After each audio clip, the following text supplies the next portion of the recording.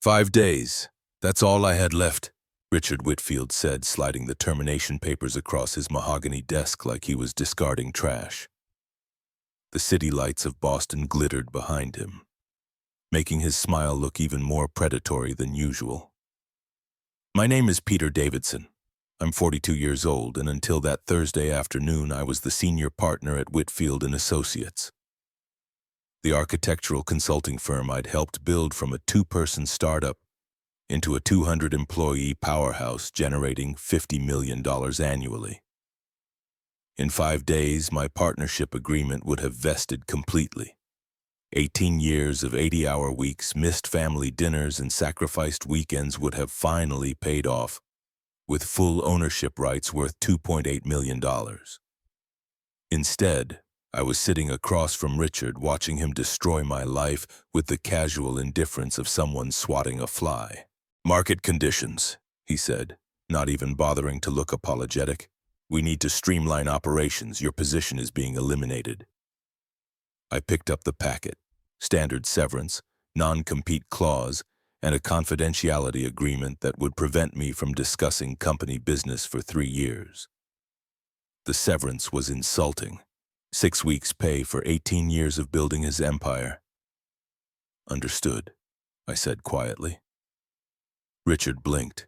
He'd probably expected me to argue, threaten litigation, or beg for reconsideration. Instead, I stood up, shook his hand firmly, and walked out without another word. What Richard didn't know was that I'd seen this coming weeks ago, and what he definitely didn't know was that I'd been quietly preparing for this moment since the day he hired his nephew Marcus fresh out of business school. The signs had been there for months, whispered conversations that stopped when I entered rooms. Marcus suddenly having access to financial reports I'd never seen. Client meetings scheduled without my knowledge. Budget discussions that excluded the man who'd designed most of their profitable projects. I'd built this company's entire project management system from scratch. Every client relationship, every ongoing contract, every critical deadline flowed through systems I'd designed and maintained personally. Richard thought he was getting rid of dead weight. He had no idea he was about to lose everything. I started at Whitfield and Associates when it was just Richard and his secretary working out of a cramped office in Cambridge. I was 24, fresh from MIT with an architecture degree and big dreams about sustainable urban design. Richard was 35, charismatic and full of ideas about revolutionizing commercial architecture in New England. For the first 5 years, we were true partners. I handled design innovation and client relations while Richard managed business development and financing. We worked weekends, shared pizza at midnight, and slowly built something special. Our first major project was a mixed-use development in Somerville that won 3 design awards and put us on the map. The partnership agreement we signed in year 6 gave me increasing ownership stakes, culminating in full partner status after 18 years. Richard's lawyer had drafted it, but I'd insisted on several protective clauses. It seemed like a lifetime away then, but I was already thinking strategically. Success changed Richard, though. As the company grew from 12 employees to over 200, he became more corporate, more concerned with profit margins than design excellence. He started making decisions without consulting me, hiring people I'd never met, taking on projects that compromised our reputation for innovative, sustainable design. The real turning point came when he hired Marcus 6 months ago. Suddenly, Richard's 26-year-old nephew was attending partner meetings, reviewing my project proposals, and questioning decisions I'd been making successfully for nearly 2 decades. Fresh perspective, Richard called it when I raised concerns. Marcus brings new energy and digital native thinking. What Marcus brought was an MBA from a second-tier school, an arrogance that made my teeth ache, and absolutely zero understanding of architecture or construction. He'd waltz into client meetings with buzzwords and PowerPoint presentations about synergistic solutions and paradigm shifts, undermining relationships I'd spent years carefully cultivating. 3 weeks ago, I'd overheard Richard and Marcus discussing my outdated approach. to client management in the Breakroom. They were planning to transition my biggest accounts to Marcus once my partnership vested, essentially making me a figurehead while Marcus ran operations. Uncle Richard, Peter's methods worked in the 2000s, but clients want dynamic engagement now, Marcus had said, his voice dripping with condescension. We need to position him as emeritus while I handle the real business development. That's when I realized Richard never intended to honor our agreement. He was going to find a way to sideline me before I could claim full ownership, keeping me around just long enough to maintain client relationships, then pushing me out completely. So I started documenting everything. Every client conversation, every project timeline, every contractual obligation.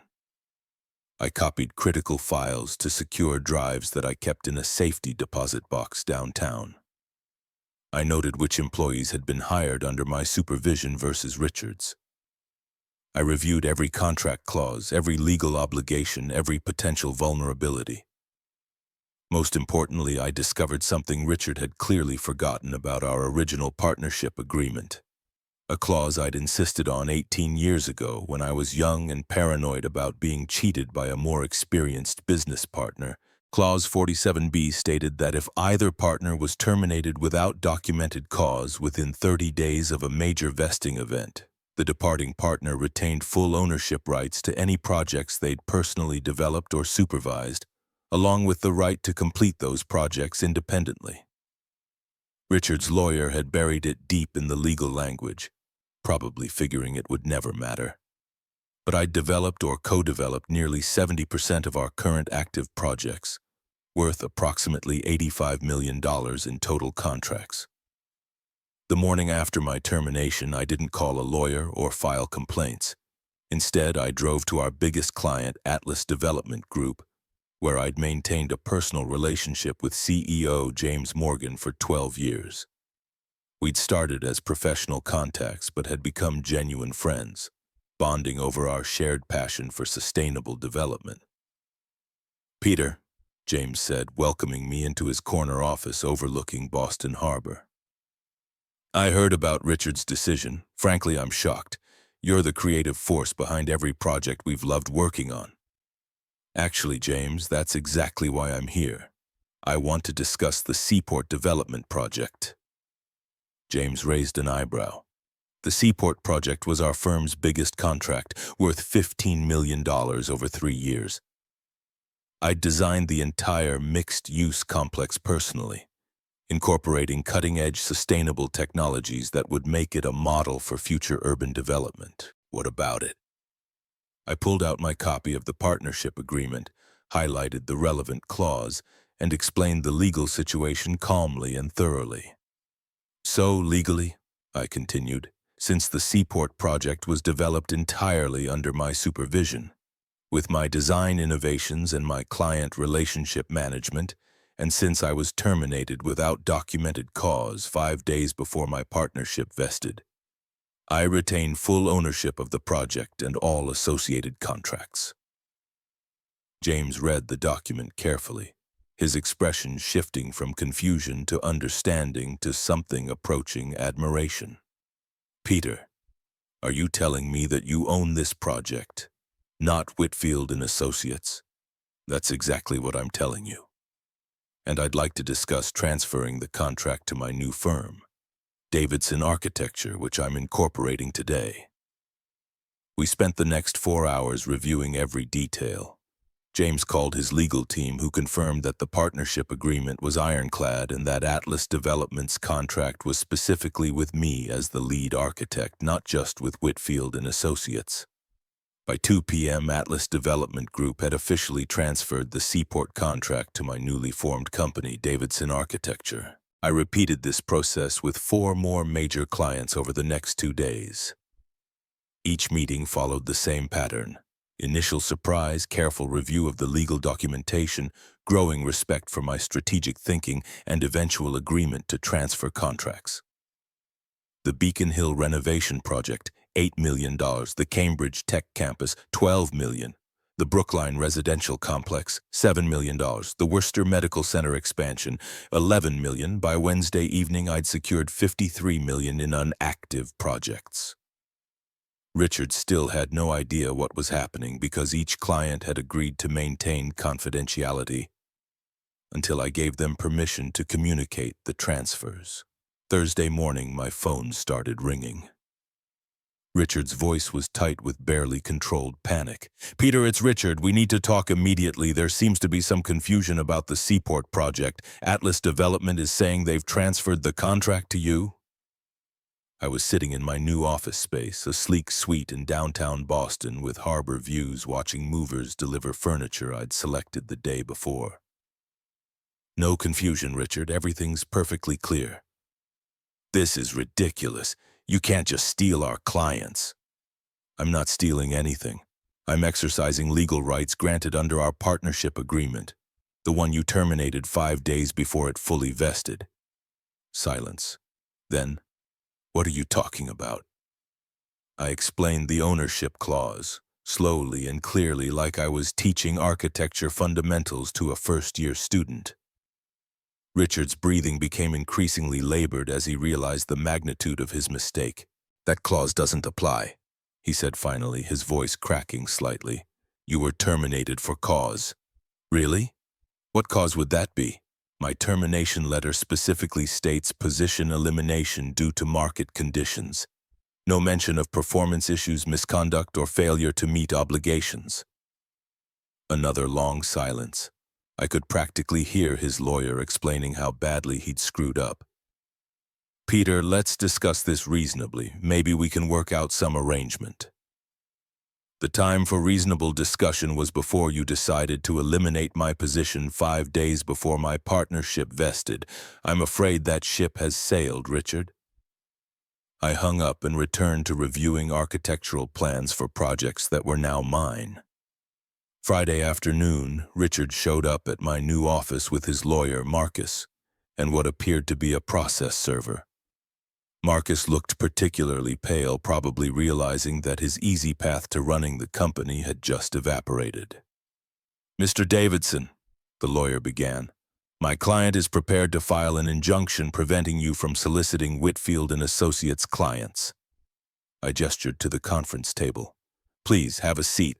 I think you'll want to review this documentation before making any legal threats." For the next hour, we went through every contract transfer, every legal precedent, and every clause in the original partnership agreement. Richard's lawyer grew progressively paler as he realized their position was not just weak but completely untenable. "This is corporate sabotage," Marcus said, his voice cracking with desperation. "No," I replied calmly.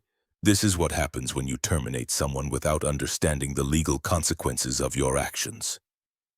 Richard's lawyer whispered urgently in his ear. Richard's face went through several color changes before settling on a sickly green. "What do you want?" Richard asked finally. "I don't want anything from you. I already have everything I need. The company will be ruined.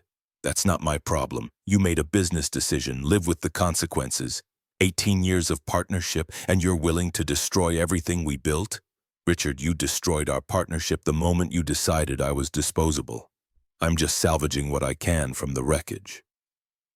Monday morning brought the news I'd been expecting. 3 more senior employees had resigned from Whitfield and Associates to join Davidson Architecture. 2 of them were project managers who'd worked under my supervision for over a decade. The third was Sarah Chen, our head of sustainable design, who'd been instrumental in developing our green building expertise. "Peter," Sarah said during our coffee meeting, "I've been waiting for someone to finally stand up to Richard's penny-pinching approach to design. When I heard what you did, I knew I wanted to be part of whatever you're building." Richard called again, but this time his tone was different. Desperate, almost pleading. "Peter, please, we can work this out. Full partnership, equity stake, whatever you want. Name your terms." "Richard, I appreciate the offer, but I'm not interested in being your partner anymore. I'm interested in being your competitor. You're destroying 18 years of work." "No, You destroyed 18 years of work when you decided I was disposable 5 days before my partnership vested. I'm just building something new from the pieces. 6 months later, Davidson Architecture had grown from a one-man operation to a 45-employee firm housed in a stunning converted warehouse in the Seaport District. We'd secured $75 million in active contracts and opened a second office in Cambridge. Our sustainable design innovations had won 2 major industry awards, and Architectural Digest had featured our work in a cover story about the future of urban development. Whitfield and Associates, meanwhile, had lost 60% of their major clients and was reportedly seeking buyers. Marcus had left to pursue other opportunities, which in this case meant working at his father's insurance agency in suburban Connecticut. I was reviewing plans for a new sustainable housing development when my assistant announced that Richard Whitfield was here to see me. I found him in the lobby looking older and more tired than I remembered. His expensive suit couldn't hide the defeat in his posture or the dark circles under his eyes. "Hello, Richard." "Peter, you look well. Success suits you." We stood there for a moment, the weight of 18 years hanging between us like a bridge that had finally collapsed. "I wanted to apologize," he said finally. "What I did was wrong. I let success and family pressure cloud my judgment. Marcus convinced me you were holding the company back, and I believed him because it was easier than admitting I'd lost touch with what made us successful in the first place. I appreciate that. I also wanted to ask if you'd consider buying Whitfield and Associates. The price would be very reasonable." I thought about it. There was a certain poetic justice in the idea of acquiring the company I'd helped build, but I'd created something new here, something better than what we'd had before. "I'm sorry, Richard, but I'm not interested in looking backward. I'm focused on building the future." He nodded slowly, resignation settling over his features. "I understand. For what it's worth, you built something impressive here. This is what we should have become together." After he left, I walked through the open workspace where my team was collaborating on projects that would shape Boston's skyline for decades to come. Young architects worked alongside experienced professionals, all united by a shared commitment to sustainable, innovative design. Sometimes the best revenge isn't destroying what someone built. Sometimes it's building something better and watching them realize what they lost when they decided you were expendable. The partnership agreement Richard had forgotten about didn't just protect my legal rights.